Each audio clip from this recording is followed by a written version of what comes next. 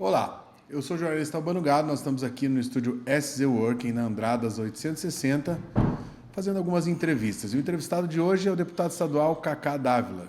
Venho conversar sobre a sua história, sobre seus projetos futuros, sobre o Estado e também o país. SZ Working é a sua opção para gravar um podcast, uma entrevista, e o Porto Alegre Oficial grava todos os seus vídeos aqui no SZ Working. Muito bom dia, Cacá. Muito bom dia, meu amigo, meu líder. Primeiramente, muito obrigado por essa oportunidade. Quero agradecer ao Porto Alegre Oficial. Acho importantíssimo esse momento de debate, com os candidatos, para que a população possa enxergar e ver, as reais intenções de cada candidato, seus projetos, suas pautas principais. Então, muito obrigado. Tenho certeza que vai ser bastante oportuno o dia de hoje. Cacá, vamos direto no ponto, que é bandeira, talvez não a principal, mas uma das grandes bandeiras. Tu sempre afirma que tu abre mão de uma série de privilégios do mandato. Quais são exatamente esses privilégios recusados? Importante essa pergunta. Muitas das pessoas não sabem que o deputado, além de receber o salário dele, que não é pouco, é um ótimo salário, ele recebe também sua verba de gabinete, que gira em torno de uns 30 mil por mês. Só que esses 30 mil por mês não é para ser gasto com a pessoa que votou nele, o povo, a população, enfim, é para ser gasto com ele apenas, para despesas de viagens, hotéis, cartão de visita, materiais de escritório. O que eu acho isso que com o salário que ele recebe, que não é pouco, ele já poderia custear isso tranquilamente. Só que, infelizmente, hoje, o parlamentar ele utiliza para o seu bem próprio, para gastar com ele. Então, eu quero fazer uma viagem, eu vou lá, melhor hotel, a melhor viagem, a melhor estrutura que eu puder ter gasto com o dinheiro do povo. Então, eu, particularmente, sou radicalmente contra isso. Eu acho que não deveria existir, inclusive tem um projeto para que isso acabe. Mas é importante que a população saiba disso, que veja que realmente o dinheiro dela está sendo investido dessa forma. Muitas vezes a gente vê brigas entre familiares, pessoas saindo do seu grupo de WhatsApp para defender tais políticos, quando na verdade os políticos estão muito bem, são todos amigos, todos se abraçam no final da conversa, dos debates e tudo mais. E tudo isso quem paga, quem acaba custeando é o povo. O dinheiro sai de fato do contribuinte. E eu acho totalmente errado, acho que deveria ser diferente, mas infelizmente a gente hoje paga e paga caro, muitas vezes para não ter nada em troca por parte de certos políticos. E tu acredita que esses benefícios que os políticos têm deveriam ser extintos para todos os parlamentares? Eu acredito que sim. Se dependesse de mim, não existiria mais. Eu acho que regalia, privilégio, para comprar caneta, para comprar material de escritório, para arcar com as viagens, com os seus interesses próprios, deveria vir do salário dele. Porque, olha só, o desempregado que pega o ônibus lotado, de manhã cedo, antes mesmo do sol raiar, pega uma fila lotada, às vezes para procurar emprego. Ele não tem um auxílio para imprimir o currículo dele, ele não tem um dinheirinho para no meio do dia ele comprar um lanche, algo para comer, ele passa fome. Eu já tive desempregado e tinha moedinha contada. Ou aquela moedinha eu imprimia currículos, ou aquela moedinha eu usava para pegar o transporte público, ou aquela moedinha eu usava para comprar um lanche, porque eu ficava o dia todo procurando emprego. Então as pessoas acham que desempregado é de ferro, mas não, ele não é de ferro, é de carne e osso, ele passa fome, tudo isso. Então eu acho que se o povo não tem esses benefícios, essas regalias, por que o povo tem que arcar e pagar para que o político tenha isso também? Eu sou totalmente contra, radicalmente contra. Eu sou o principal defensor dessa bandeira, inclusive desde o primeiro dia do meu mandato eu disse, eu não vou usar. Criei inimigos só por conta disso, mas eu tenho a consciência tranquila que quem vota em mim está na rua, não está lá dentro do parlamento. Então eu estou fazendo certo, estou representando aquelas pessoas que votaram em mim. Alguns políticos dizem que essas verbas e essas regalias, como são chamados, benefícios, são necessárias para o exercício do mandato. O senhor discorda? Eu discordo plenamente. Eu acho que sempre vai ter uma desculpa para poder usar algo que não vem dele, vem do povo. Então, eu acho que plenamente, com o salário que um deputado recebe, e que volto a dizer que não é pouco, o salário que um deputado recebe daria tranquilamente para arcar com as suas despesas de viagem, com seus, sua estadia, com seu materialzinho de escritório. Então, não tem justificativa para isso. Eu, particularmente, sou a prova viva disso, que dá, tem como. Por que não daria com os demais políticos? Tem algo que tu consideras assim como privilégio e que ainda permanece na política? Privilégio? Eu poderia citar desde as verbas de gabinete, desde a estrutura hoje parlamentar que a gente tem, né? Coisas que lá fora, eu acho que a gente deveria se aproximar mais da realidade, mais das pessoas. Nós temos um elevador privativo, nós temos um gabinete ao nosso dispor, uma estrutura excelente para receber, né, as pessoas, mas eu acho que não deveria ser tanto assim. Acho que o político deveria até ter um certo pânico de ficar dentro do gabinete para que ele possa ir para a rua, porque eu acho que o lugar de política é na rua, no meio do povo, no meio do barro, conversando com as pessoas, entendendo como funciona a realidade do brasileiro, só que infelizmente eles se acomodam nos seus gabinetes, que são muito confortáveis, por sinal, com ar-condicionado, tendo toda a sua estrutura e tudo mais. Eu acho que tem muitas coisas que poderiam mudar. Se gasta rios de dinheiro só com iluminação dentro da Assembleia Pública, dentro da Assembleia Legislativa, se gasta muito dinheiro com coisas supérfluas que, de repente, seria o ideal a gente rever esses valores e tentar, enfim, construir uma estrutura diferente, algo que... Mas isso que já vem da política antiga, né? Desde, enfim, que a gente não vai conseguir mudar isso agora, mas eu acho que isso seriam privilégios desnecessários hoje em dia, né, para um parlamentar. E por que o deputado precisa de privilégios que o cidadão não tem? Eu acho que não precisa. Acho que o deputado não precisaria disso. Acho que ele precisaria estar mais de acordo com o que o cidadão, a realidade do cidadão, para que ele possa sentir a ferida, né, daquela pessoa que pega o ônibus lotado, que trabalha todos os dias através de meta, que precisa comprovar que ele trabalhou para receber, porque se ele não comprovar que não trabalhou, ele não recebe. Então, eu acho que isso que faz com que o político ele comece a se identificar mais com a realidade, né, daqueles que eles representam. O que hoje é bem diferente, né? Tem toda uma estrutura para político e para o povo lá fora, que paga o salário, né, as condições do político, é totalmente inferior, né? Então, faz muito sentido, essa matemática não fecha. Um dos seus projetos mais comentados é que os políticos tenham parte da sua remuneração vinculada ao desempenho. Como é que funciona exatamente isso? Então, esse projeto é um projeto que eu sempre, desde o início do meu mandato, eu quis protocolar algo assim, para que político, pelo menos, mostre para a população lá fora que ele trabalha, que ele mostre, olha, eu faço alguma coisa, eu produzo. Que hoje o que acontece? A realidade do parlamentar é a seguinte: eu posso não trabalhar, eu posso simplesmente não fazer nada, mas no final do mês, o meu dinheirinho, que não é pouco, pinga na minha conta. O que lá fora, na realidade do brasileiro, é diferente. Ele precisa justificar que trabalhou, ele precisa bater meta para receber. E o político hoje não. Então a proposta desse projeto é justamente para que o político receba através de desempenho.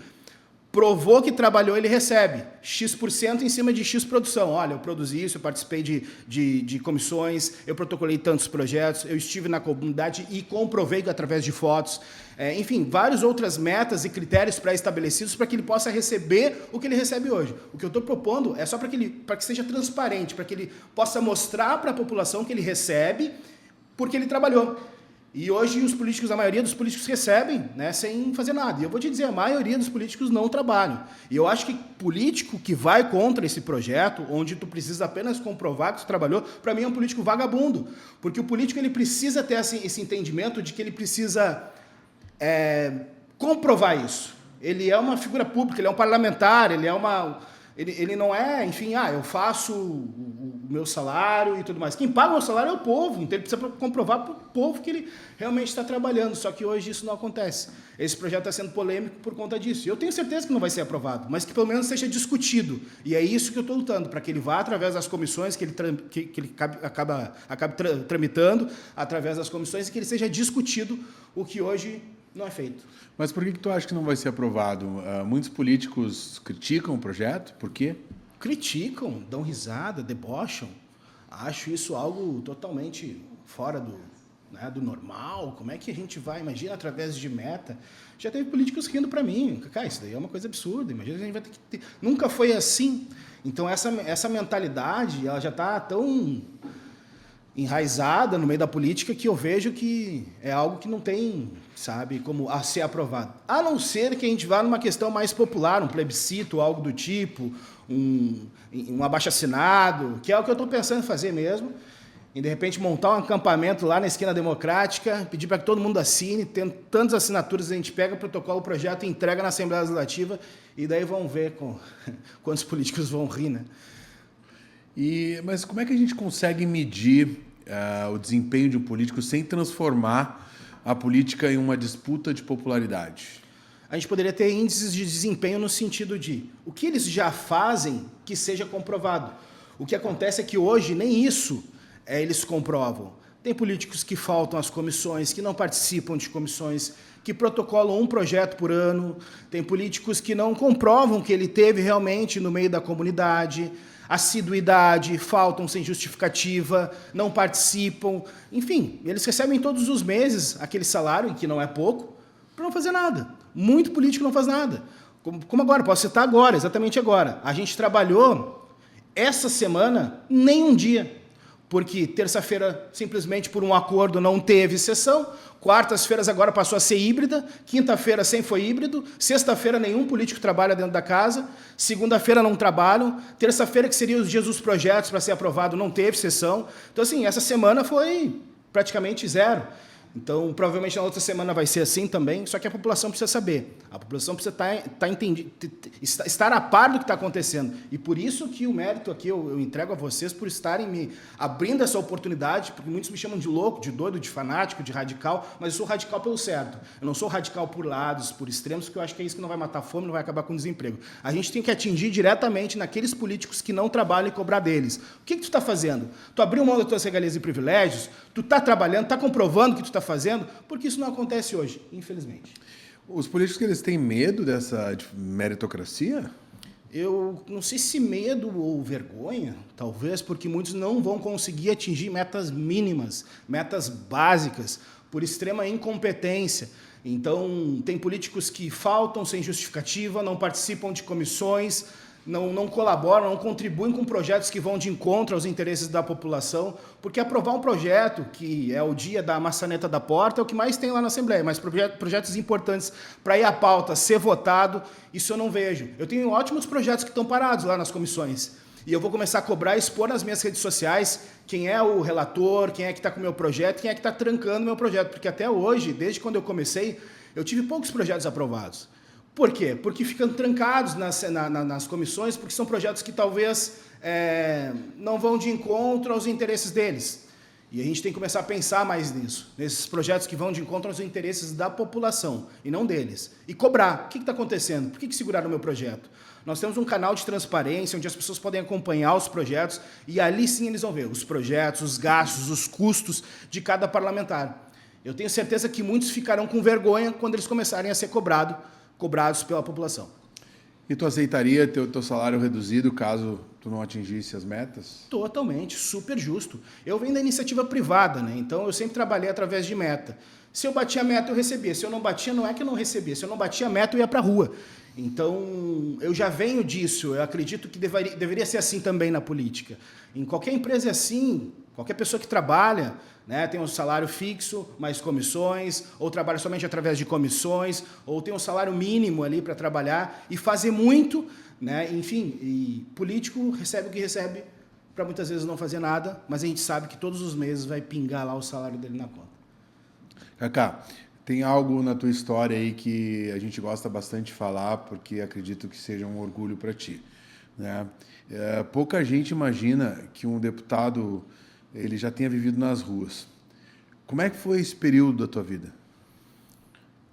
Foi um período muito triste da minha vida, assim, porque eu fui parar nas ruas porque eu perdi um filho que nasceu prematuro, de 6 meses, resistiu por 3 dias na neonatal e faleceu num domingo de Páscoa. No dia seguinte, a empresa que eu trabalhava me chamou. Eu pensei que fosse para me dar os pêsames, enfim, para se sensibilizar com essa tragédia que aconteceu comigo, mas eles me chamaram para me demitir. E ali eu vi que muitas vezes a gente é tratado como apenas um número. Então eu perdi o filho, eu perdi a Páscoa, porque todas as Páscoas eu lembro disso, e eu fui demitido, né? Enfim, eu perdi o emprego e fiquei sem chão. Eu sou um cara que vem de uma comunidade muito carente, lá na Zona Norte de Porto Alegre. Sou criado por aquele pai que saiu para comprar cigarro e não voltou mais, e uma mãe muito guerreira, que precisava fazer faxina para fora, e sempre me deu esses ensinamentos, né, de que caráter a gente não vence, isso e aquilo. E por conta disso, eu acabei indo morar nas ruas, né? Por uma desestrutura emocional, enfim, eu perdi o chão, eu perdi o emprego, eu perdi o filho, eu perdi as Páscoas e quando eu vi eu já estava na rua. E essas coisas eu sempre digo para as pessoas, nunca digam nunca. Eu jamais imaginei que eu fosse morar nas ruas, mas acabei por 2 anos comendo do lixo, dormindo no chão. Inclusive tem um fato muito, inusitado, digamos assim, porque eu já dormi num dos bancos da Matriz, que fica em frente à Assembleia Legislativa, e jamais imaginei que um dia eu estaria na Assembleia Legislativa. E hoje eu estou lá, e eu prometi que assim que eu saísse das ruas, eu ia ajudar mais e mais pessoas a não passarem pelo que eu passei. E hoje eu realizo inúmeros trabalhos voluntários, ajudando milhares de pessoas a voltarem a ter dignidade. Já são mais de 30 mil pessoas que voltaram a conseguir emprego graças a esses trabalhos voluntários, porque foi uma promessa que eu fiz. E eu sigo essa promessa, continuo muito além da política, fazendo meus trabalhos voluntários, ajudando a população como eu posso. E talvez por isso que a minha campanha seja um papelão. Eu seguro um papelão justamente para manter a essência do que eu já passei. Que muitas vezes o meu cobertor, minha cama, meu colchão foi um papelão. Então, em todas as campanhas eu levo um papelão para mostrar, né? Enfim, da onde eu venho e tudo mais. E é basicamente isso. É uma história triste, mas é uma história de superação. E qual é o momento mais difícil dessa época? Eu acho que foram os primeiros dias, né, que tu te depara com a rua, sem nada, sem ninguém, e acaba que tu fica sem chão. E agora, como é que eu faço? Se vira como pode, revira o lixo. Esses foram os conselhos das pessoas que estavam comigo, dividiam o pão. O que eu aprendi muito nas ruas é o que é amizade de verdade. Nas ruas eu não tinha nada, não tinha ninguém, e as pessoas ali eram minhas amigas justamente por conta da questão tu não tem nada que favoreça ela. Então, certamente, aquela amizade ela é verdadeira. Quem está em situação de rua, quando ele tem um pão, ele divide. E ele não quer saber se esse pão vai sobrar, né, para depois ou tudo mais. Amanhã a gente vê se acha outro pão, enfim, de como a gente vai fazer para se alimentar. Mas ali eu vi o que é amizade de verdade. Ali eu vi muitas coisas que parado, quem está em situação de rua acaba vendo e que a gente não percebe. Ele fica ali muito tempo observando várias situações, ele aprende, ele lê, ele tem conhecimento. Quem está na rua não é só quem é drogado. Eu fui sim alcoólatra e graças a Deus eu consegui me desintoxicar e tudo mais. Mas quem está na rua, muitos dos que estão na rua têm formação, têm conhecimento e que poderiam, através de um trabalho mais forte, uma política mais forte, ter condições de sair da rua. Tratamentos psicológicos, um instituto que realmente levantasse, né, a autoestima dele. Quem sai da rua sai com a autoestima muito baixa,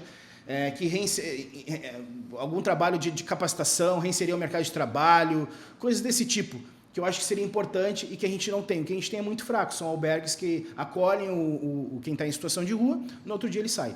Mas o que ele fez durante aquele dia que ele ficou acolhido, sabe? É muito mais do que alimentação, é muito mais do que uma coberta, é muito mais do que um banho. Poderiam fazer mais para ele e fazem pouco. Eu acho que faltam políticas públicas para pessoas que estão em situação de rua, para que essas pessoas elas possam voltar a ter dignidade. Eu sei que muitos não querem, muitos vivem num ambiente de drogadição, mas a gente consegue sim. Se a gente tivesse políticas públicas de verdade, conseguiria tirar os moradores de rua dessa situação, fazendo com que eles enxerguem. Eu tenho até projetos para que eles possam ter um ambiente deles para vender, negociar o seu próprio... Porque muitos trabalham com artesanato, pintura, e são excelentes artistas. Só que, infelizmente, eles não têm espaço para isso. Que a gente possa trabalhar isso mais e começar a ter mais essa consciência de que a gente, através de política, e somente através de políticas públicas, que a gente vai conseguir transformar, né, uma sociedade melhor, mais humana. E o que fez tu transformar a tua vida, sair das ruas?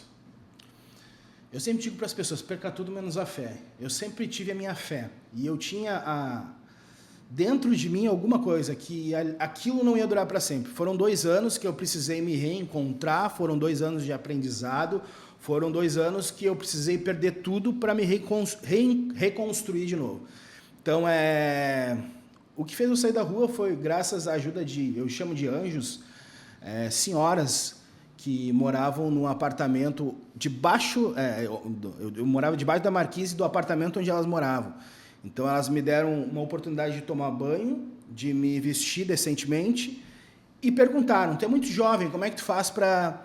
Como é que a gente pode fazer para te sair da rua? Daí eu disse: olha, de repente, eu sei vender, né? Eu já vendi sanduíches na sinaleira. Então a gente vai conseguir os sanduíches para ti, tu vai vender na sinaleira e tu vai sair dessa situação. Eu não acreditei no início. Passou uma semana, vieram com um cooler cheio de sanduíche, uma roupa nova para mim, o espaço para tomar banho, para comer, para me alimentar, e lá eu estava de volta nas ruas, vendendo sanduíche na sinaleira, e foi quando eu me reergui, e eu fui vendendo, conseguindo meu dinheiro. Eu fazia até uma campanha, que hoje até muitos fazem, né? Sanduíche é R$50, se sorrir eu faço por 2, então, e deu muito certo na época.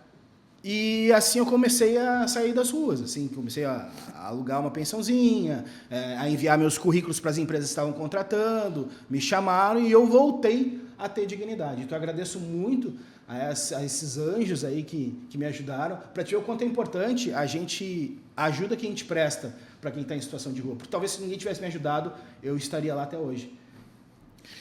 E se tu pudesse voltar àquela noite mais difícil da tua vida na rua, o que tu diria para aquele jovem Kaká? Eu diria para que ele não desistisse, que tem um futuro que aguarda ele,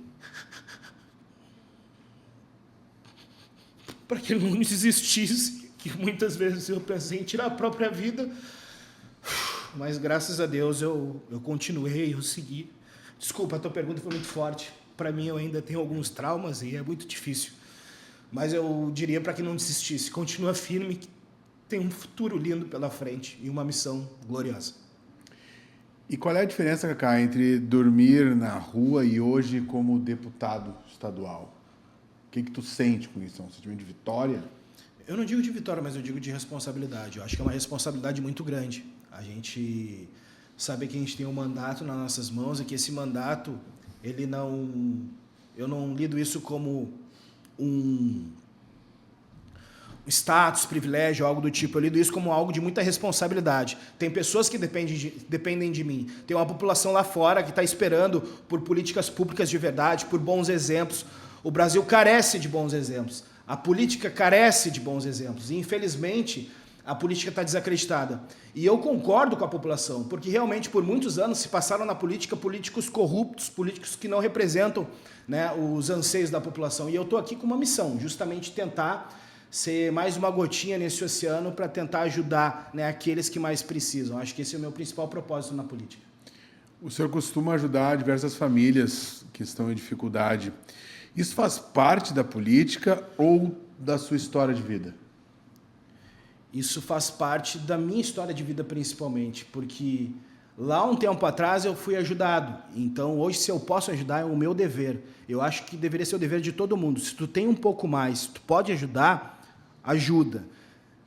A fome tem pressa, a gente sempre tem como ajudar. Às vezes a gente fica naquela coisa, tipo, quando eu tiver condições eu vou ajudar. Mas a gente sempre tem condições. A gente tem condições de ajudar desde que a gente pega o currículo do nosso amigo e leva no RH da nossa empresa. E muitas vezes nem isso a gente faz. Quando tem uma roupinha sobrando e está muito frio e a gente vai lá e entrega para um morador de rua. Não porque a gente queira que ele continue naquela situação, mas a gente sabe que o frio mata, que a fome não espera. Então a gente tem sempre como ajudar e a gente pode ajudar. Foi uma promessa que eu fiz, que se eu saísse das ruas, eu ia seguir ajudando as pessoas e eu continuo mantendo essa promessa enquanto eu tiver saúde, enquanto eu estiver vivo, eu vou continuar ajudando essas pessoas. Já teve quem criticasse essas tuas ações, dizendo que são atitudes eleitoreiras, e como é que tu responde para essas pessoas que fariam essa crítica? Eu, graças a Deus, por onde eu passo nas ruas, é o contrário. Eu escuto muitas pessoas dizendo: cara, que legal o teu trabalho, parabéns, continua assim, não perde a tua essência. Agora, claro, nas redes sociais eu escuto algumas críticas e quando a gente vai entrar no perfil, geralmente são perfis fakes mandados por algum outro político, porque às vezes o político tem essa visão, né? Eu quero que a estrela dele não brilhe para que a minha brilhe também. Eu já penso o contrário, eu acho que todo mundo tem seu espaço, todo mundo merece brilhar, só que desde que trabalhe, faça alguma coisa. Então, geralmente, a crítica quando vem, não é de alguém que conhece o teu trabalho de verdade. É de alguém que não quer justamente que tu brilhe, que tu vá para frente e tu continue fazendo esse trabalho. Mas não são essas pessoas que vão fazer com que eu desista. Muito pelo contrário. O meu termômetro, o meu índice, o meu Ibope são essas pessoas na rua. Quando cruzam por mim, olham no meu olho, agradecem o meu trabalho e dizem, cara, tu é essencial para a nossa sociedade. E assim é combustível para que eu possa continuar fazendo mais. O senhor se considera um político antissistema ou alguém tentando mudar o sistema por dentro? Eu acredito que eu seja apenas mais uma pessoa comum, como tantas outras indignadas com a nossa atual política, querendo mudar algo, né? Se a gente conseguir pequenas mudanças, para mim já vai ser uma vitória gigantesca. Desde o fim das regalias e privilégios, desde que políticos recebam através de índice de desempenho, até uma reforma política mais a fundo. Esse é o meu real objetivo, mas eu sei que para chegar lá são pequenos passos. Mas para isso eu preciso que a população esteja comigo, porque eu penso justamente como eu pensava alguns anos atrás, antes de entrar na política. Eu tinha totalmente nojo, descrédito da política. Eu não gostava da política. E ainda continuo dizendo, tem certas coisas que eu repudio. Mas, como parlamentar, eu vejo que eu posso fazer mais. Então, eu preciso estar na política para poder fazer mais, porque meus trabalhos voluntários, eles acabam se limitando demais. Então, somente através da política a gente consegue transformar algo. Então, eu preciso, é necessário. Mas eu não me considero um antissistema ou algo do tipo. Nem gosto de rótulos assim. Sou apenas uma pessoa normal, simples, comum, tentando mudar algo. O que mais te incomoda na política tradicional? O que mais me incomoda na política tradicional talvez seja essa postura tradicional ainda, um pouco antiga, de políticos serem tratados como celebridades. A gente vê muito essa questão de status, de vaidade nos gabinetes, a gente vê desde da forma como eles se portam, desde as vestimentas que eles usam, eles não conversam com a população, são todos iguais, são pessoas que pensam só no seu bem próprio, na sua vaidade, pessoas narcisistas que vivem usando a política como forma de status para tentar, enfim, impressionar pessoas. Eu acho que o povo está acordando, eu acho que o povo já está vendo que essa forma antiga de se fazer política, ela já é ultrapassada, o povo também não aguenta mais, o cara que chega lá de sapato, terno, no meio da comunidade, com a comunidade cheia de problemas, ele estava mais preocupado com a roupa que ele ia usar do que com as demandas, reais demandas, né, da comunidade. Então, o que mais me incomoda é essa forma que muitos políticos ainda, né, usam, né, da política para o seu bem próprio como forma de status ou algo do tipo. A população está perdendo a confiança nos políticos, Cacá? Eu acho que a população já perdeu há muito tempo. Tá? Eu acho que agora o momento é de o político parar, refletir e começar a ter uma nova atitude, né? Enxergar que realmente não adianta mais enganar o povo com promessas vazias. Olha, o meu eleitorado é esse, o meu eleitorado é aquele. Dividir a população por siglas partidárias, por ideologias, por cores das suas bandeiras. Acho que isso é só uma estratégia para que o político ganhe engajamento para continuar se mantendo no poder. Cadê os projetos? Cadê as propostas? Abriu mão das regalias e privilégios? Luta pelo quê exatamente? Eu acho que é isso que a população precisa fazer, essas perguntas que a população precisa fazer para os políticos. E não ficar discutindo, brigando por político que às vezes nem sabe que tu existe. No final do mês ele vai continuar recebendo o que ele recebe e quem paga isso é o povo. Então está na hora do povo acordar e começar a reivindicar interesses de fato, de verdade. E não brigar por causa de ideologias políticas. Ideologia, cor de sigla, bandeira, isso aqui não mata a fome, não acaba com o desemprego. Isso para mim é tudo uma grande bobagem que foi inventado pelos políticos para eles se manterem no poder. Se a Assembleia Legislativa fosse uma empresa privada, quantos deputados seriam demitidos por desempenho? Eu acho que eu não vou, Deus o livre, mas eu vou a uns 70% a 80%. E eu queria ser o patrão ainda. O senhor saiu nas ruas, chegou à Assembleia Legislativa, abriu mão de privilégios que muitos consideram normais, mas tu já disse aqui que não são. O que ainda falta para provar que política pode ser diferente? Bons exemplos, né? A começar pelos nossos. Eu acho que desde que o político ele critica um projeto como esse meu, de abrir mão das regalias e privilégios, já é um exemplo de que esse político já não quer mudança nenhuma. Então, desde que eles comecem a dar bons exemplos, da forma como eles tratam a população, eu vejo muitas pessoas indo em gabinetes e voltando no meu. Olha, Cacá, que bom que tu nos recebeu, que bom que o teu gabinete está sempre de portas abertas, porque no gabinete do fulaninho, da fulaninha, está sempre fechado. Eu estou há 3 meses querendo uma agenda com ele, não consigo. E eu acho isso totalmente, não ter esse espaço de acessibilidade. Pô, lá é a casa do povo, né? Patrão é o povo, político é o empregado. Se o povo que vai lá não consegue ser atendido pelo político, tu imagina o que o político vai fazer por essa pessoa. Então eu acho que as pessoas precisam ter mais essa consciência, né? Enfim, de entender que eles é que mandam, que eles é que podem transformar, principalmente no dia da eleição. Então, o gabinete tem que estar de portas abertas, o que a gente precisa é de bons exemplos, e os bons exemplos precisam começar por nós parlamentares. Cacá, muito obrigado pela tua presença. Para nós é uma honra conversar contigo aqui. E o espaço do Porto Alegre está aberto para apresentação das suas propostas durante a campanha, prestação de contas à população. E ficamos à tua disposição. Considerações finais, então, ao seguidor do Porto Alegre Oficial. Primeiramente, muito obrigado por essa oportunidade. Eu fico muito feliz em estar aqui hoje. E foi alguns momentos emocionantes, alguns momentos aqui de reflexão, me fez voltar ao meu passado, um ex-morador de rua, e poder falar um pouco sobre o que eu penso, né, sobre a política. Queria dizer para que as pessoas pesquisem bem sobre os seus políticos, não briguem, não acabem saindo do grupo do WhatsApp da família, não briguem por políticos que no final vão todos se abraçar no final do debate, no final vão todos receber uma baita fortuna através do seu salário, através das suas regalias, dos seus benefícios. Não vale a pena. Então, lutem pelo que é certo, lutem pelo que é correto, cobrem. Político não é celebridade, patrão é o povo, político é empregado. Cobrem dos políticos. Político não é celebridade. Parem de brigar, parem de entrar nesse fanatismo político, porque isso não vai levar a nada, não vai acabar com os reais problemas do nosso país. Nós já tivemos inúmeros exemplos. Esquerda, direita, todos no poder. E no Brasil, não esqueçam de uma coisa, no Brasil se rouba com as 2 mãos. Então não existem lados. Lutem pelo que é certo. E a mensagem que eu quero deixar aqui a todos é isso. Pesquisem bem sobre seus políticos antes de acabar com certas amizades que de repente poderiam ser legais, importantes, antes de acabar com relacionamentos familiares, a gente vê muito isso. Então, por favor, pesquisem bem sobre os seus políticos para que vocês não se arrependam depois. Cacá, antes de finalizar, eu recebi agora aqui o teu livro, Cacá Dávila Inquebrável, ex-morador de rua que transformou a vida de milhares de pessoas. Resume para nós um pouquinho o que os leitores podem achar aqui. Não tudo, né? Porque tem que ficar alguma expectativa. Claro, com né? certeza. Aí fala dos momentos mais de resiliência da minha vida, né? O fato de ter ido morar nas ruas, a perda de um filho, o fato de ter ficado desempregado, a minha história na política, que vai muito além da política, tem um propósito, né? Onde eu continuo com os meus trabalhos voluntários. Então, tem fotos ali muito bacanas que mostram a minha campanha que eu fiz através de um papelão e que tem como, sim, a gente começar fazendo uma campanha diferente a partir do início da campanha que a gente começa, então, que a gente realiza. Então, tem várias situações interessantes. Quero agradecer a editora Belchior por ter patrocinado, por ter me apoiado, me incentivado a fazer esse livro. São seguidores, enfim, são pessoas que admiram o nosso trabalho. E eu tenho certeza que esse livro vai servir e inspirar outras pessoas que estão passando por um momento difícil.